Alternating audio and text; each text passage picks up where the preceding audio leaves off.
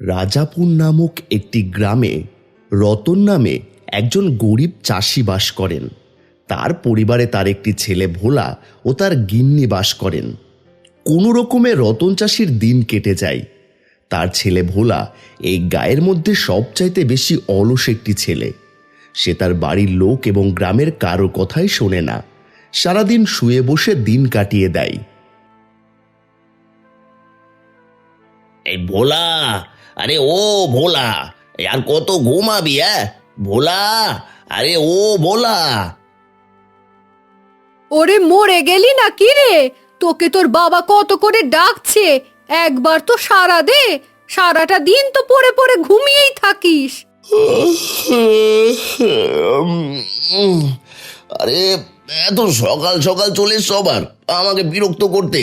সকাল সকাল মানিটা কি? এখন দুপুর গড়াতে চললো।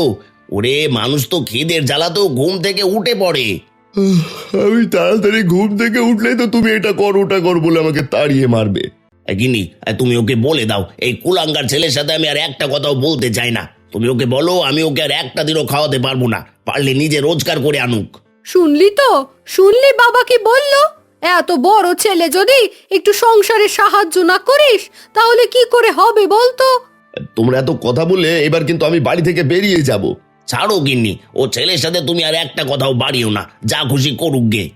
তারপর রতন ও তার গিন্নি ঘর থেকে চলে এলো এবং ভোলা আবারও পড়ে পড়ে ঘুমোতে লাগলো। শোনো গিন্নি, ওই অলস ছেলেকে তুমি আর কিছু বলতে যেও না তো, যা খুশি করুক গে, আমি কাজে গেলাম। রতন লোকের জমিতে আগাছা পরিষ্কার করে কোনো রকমে যা টাকা পায় তা দিয়ে কোনো রকমে তাদের দিন কেটে যায়। কি ব্যাপার রতন, কাজ করার কি কোনো ইচ্ছে নেই? না দাদা, আসলে একটু দেরি হয়ে গেছে আজ। কি করে দেরি হয়? তুই জানিস না কাজে দেরি করে এলে যে টাকা তার থেকে আরো কেটে নেবো আমি। আমার ভুল হয়ে গেছে দাদা, আমি আজ সন্ধে অবধি তোমার কাজ করে দেব। তারপর রতন হরিশ্চন্দ্র বাবুর জমিতে আগাছা পরিষ্কার করতে লাগলো। অন্যদিকে মা, ও মা, মা খেতে দাও।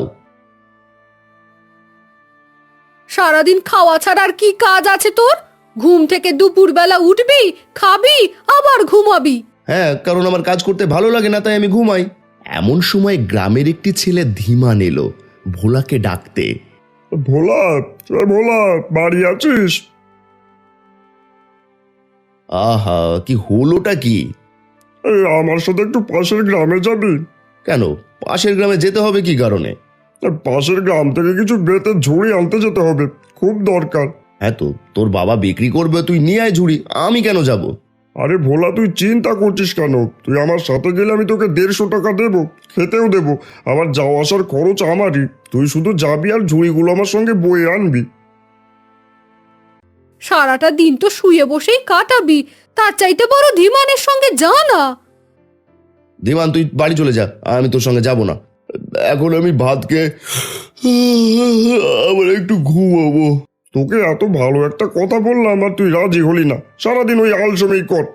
যদি কোনোদিনও তোর সাহায্যের জন্য আমাকে ডাকিস না, তখন দেখতে পাবি। হ্যাঁ, এই শোন, আমার সাহায্যে তোকে কোনোদিনও লাগবে না, বুঝলি? তারপর ধীমান বাড়ি ফিরে গেল। কেন রে ভোলা, তুই এমন করিস? বাড়ি এসে লোকে কাজের কথা তোকে বলে যায় আর তুই বারণ করে দিস। বলি 150 টাকা হলে তো 3-4 দিনে চাল ডাল হয়ে যেত আমাদের। তোর বাবাটা সারাদিন খেটে খেটে মরে, তোর একটুও দরদ হয় না বল? বাবা যখন হয়েছে তখন কাজ তো করতেই হবে। এই বলে ভোলা উঠে চলে গেল। হ্যাঁ, আমার হয়েছে যত জ্বালা। এর থেকে যদি আমি কাজে যেতাম তাহলে বোধহয় 2 মুঠো 2টো ভাত আর ভালো মন্দ পেট পুড়ে খেতে পারতাম। ওদিকে সন্ধ্যা গড়িয়ে যায়, এখনো রতন বাড়ি ফেরে না। দাদা, কাজ হয়ে গেছে। এই নে তোর মজুরি, কাল সঠিক সময়ে কাজে চলে আসবি, দেরি যেন না হয়। না না দাদা, কাল আর দেরি হবে না। তারপর রতন বাড়ি ফিরে গেল। কি ব্যাপার বলি, এত দেরি করে ফিরলে যে?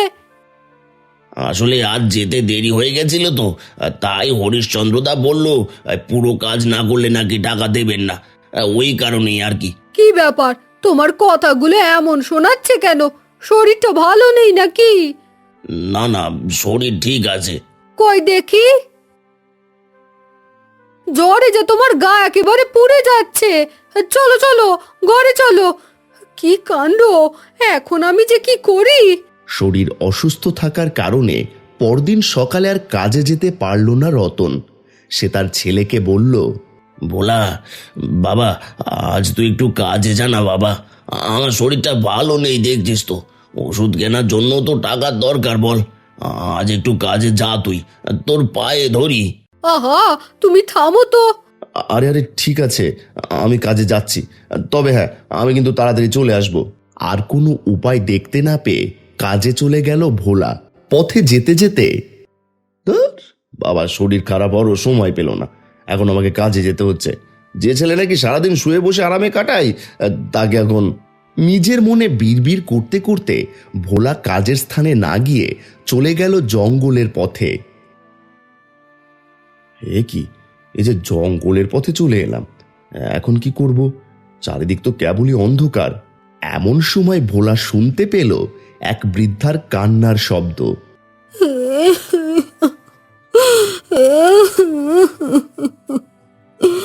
কেউ সাহায্য করো।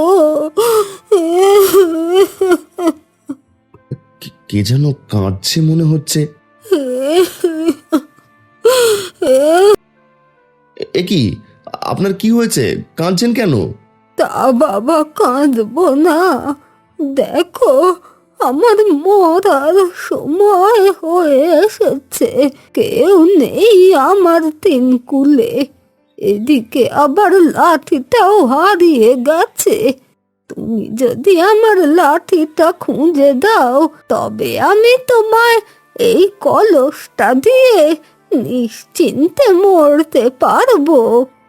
আমি ওই কলস নিয়ে কি বা করব, তবে আপনার লাঠিটা আমি খুঁজে দেওয়ার ব্যবস্থা করছি। ভোলা এদিক ওদিক দেখতে থাকে এবং অবশেষে দেখল একটি গর্তের মধ্যে বৃদ্ধার লাঠির উপরিভাগ দেখতে পাওয়া যাচ্ছে। ওই তো লাঠি, এই নিন আপনার লাঠি। এবার আমার শান্তি। এই লাঠি নিয়ে এবার আমি যেদিকে ইচ্ছে যেতে পারবো। এই নাও, এই কলসটা তুমি রাখো। এই কলস কিন্তু যে সে কলস নয়। তারপর কলসটা বৃদ্ধা ভোলার হাতে ধরিয়ে দিয়ে উধাও হয়ে গেল। এ কি, বৃদ্ধা কোথায় গেল? কিন্তু এই কলসের মধ্যে আছেটা কি? একবার খুলে দেখি তো। আরে, এই যে অনেক মোহর! এবার আমাকে এই মোহরগুলো বাড়িতে নিয়ে যেতে হবে, আর বাবার ওষুধও কিনতে হবে। না না, নষ্ট করলে হবে না, আমাকে এই মোহরগুলো কিছুটা কাজে লাগিয়ে ব্যবসা করতে হবে। তারপর ভোলা সেই কলসিটা নিয়ে বাড়ি ফিরে গেল। এই দেখো মা, সব ঘটনা ভোলা তার মা বাবাকে খুলে বলল। বাবা, তোর মাথায় বুদ্ধি এসেছে। সবই উপরওয়ালার দয়া। হ্যাঁ মা,